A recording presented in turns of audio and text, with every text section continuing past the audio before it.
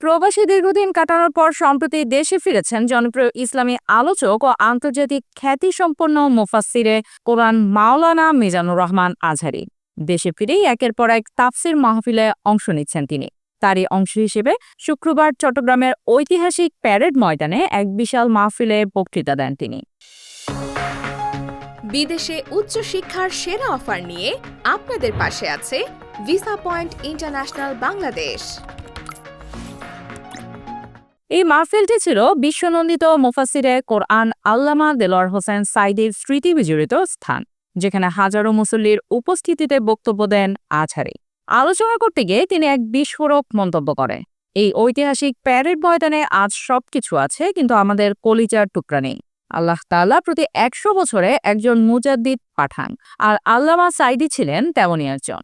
তিনি আজীবন ইসলামকে বিজয়ী দেখতে চেয়েছিলেন, শিরক ও বিদআতের বিরুদ্ধে ছিলেন সোচ্চার। তার মৃত্যু নিয়ে এখনো অনেক প্রশ্ন রয়ে গেছে।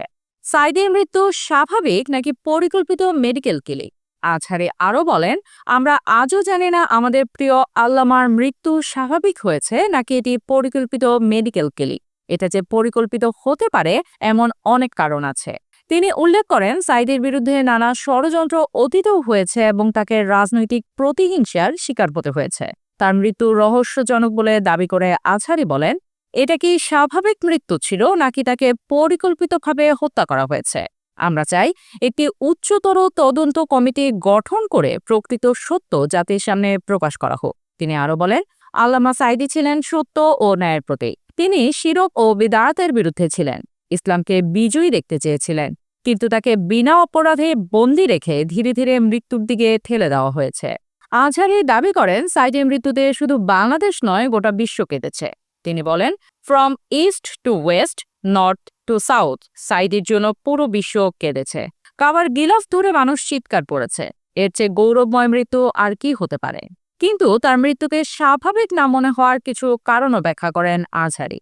তিনি বলেন, একজন মানুষ যিনি সারা জীবন ইসলাম প্রচারে ছিলেন নিবেদিত, যাকে অন্যায়ভাবে কারাবন্দী করা হয়েছিল, তার মৃত্যু এত সহজে মেনে নেওয়া যায় না। তিনি দাবি করেন, এটা কি স্বাভাবিক মৃত্যু নাকি পরিকল্পিত মেডিকেল কিলিং আমরা এখনো জানি না। তাই সত্য উদ্ঘাটনের জন্য স্বচ্ছ তদন্ত হওয়া উচিত। আজহারী সরাসরি সরকারের প্রতি আহ্বান জানিয়ে বলেন, আমরা অন্তর্বর্তীকালীন সরকারের কাছে দাবি জানাই, উচ্চতর তদন্ত কমিটি গঠন করে এই বিষয়ে প্রতিবেদন প্রকাশ করা হোক। তিনি আরও অভিযোগ করেন, আল্লামা সাঈদীকে বিনা অপরাধে বন্দী রাখা হয়েছিল এবং ধীরে ধীরে মৃত্যুর দিকে ঠেলে দেওয়া হয়েছে। এটি কোনো স্বাভাবিক মৃত্যু ছিল না, এটি ছিল নির্যাতন ও অবিচারের চূড়ান্ত পরিণতি। আজহারী বলেন, একটি জাতি যদি সত্য জানতে না পারে তবে সেই জাতির ভবিষ্যৎ অন্ধকার। তাই আমরা চাই নিরপেক্ষ তদন্ত করে জাতির সামনে প্রকৃত সত্য তুলে ধরা হোক। আল্লামা দেলোয়ার হোসেন সাঈদীর মৃত্যু কি স্বাভাবিক ছিল নাকি এটি ছিল একটি পরিকল্পিত মেডিকেল কিলিং? ইসলামী আলোচক মিজানুর রহমান আজহারীর বক্তব্য ঘিরে সামাজিক মাধ্যমে ব্যাপক আলোচনা চলছে। আপনি কি মনে করেন? আপনার মতামত জানাতে কমেন্ট করুন, ভিডিওটি লাইক ও শেয়ার করুন এবং আমাদের চ্যানেল আগামী সকাল সাবস্ক্রাইব করুন, যেন ভবিষ্যতে গুরুত্বপূর্ণ আপডেটগুলো পেতে পারেন।